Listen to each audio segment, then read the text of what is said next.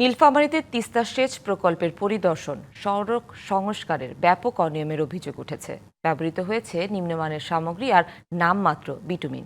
এতে হাতের টানে উঠে আসছে কার্পেট। সড়কের দুপাশে ইটের রেজিং না থাকায় বর্ষার আগেই আছে সড়ক ভেঙে পড়ার শঙ্কা।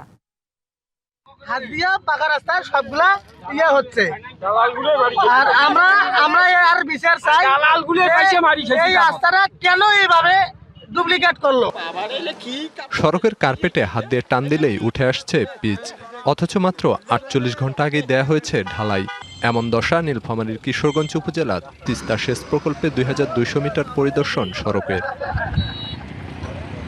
১,৩৮,০০,০০০ টাকা ব্যয়ে সড়ক সংস্কারে ধুলাবালি পরিষ্কার না করেই দায়সারাভাবে কার্পেটিং করে ঠিকাদারি প্রতিষ্ঠান। ব্যবহৃত হয় নামমাত্র বিটুমিন ও নিম্নমানের সামগ্রী। সড়কের দুপাশে ইটের রেজিং না থাকায় বর্ষা মৌসুমে সড়ক ভেঙে পড়ার শঙ্কা আছে। সরকারি অর্থের এমন অপচয়ে ক্ষোভ প্রকাশ করেছেন অনেকে। দুর্নীতি তো হিজ পরিমাণ হয়েছে, 50% টাকার দুর্নীতি হয়েছে, আত্মসাৎ করছে। ক্যালেনের উপরে অনেক মাটি কাঁচা মাটি ফেলানো হয়েছে, তার উপরেই কিন্তু পিচ করতেছে। RICL TMX, যুগের পর যুগ স্থাপনা থাকে মজবুত।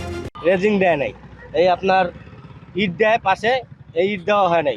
দেখলে এটা ভাঙি যায়, তাহলে আমরা কি বাঁচবো? আমরা শ্বশুর দেখুন কোথায় আমরা যাবো? আমরা চাই। এ নিয়ে ঠিকাদারি প্রতিষ্ঠানের সাথে যোগাযোগের চেষ্টা করেও পাওয়া যায়নি। অদৃশ্যত নির্বিকার পানি উন্নয়ন বোর্ড।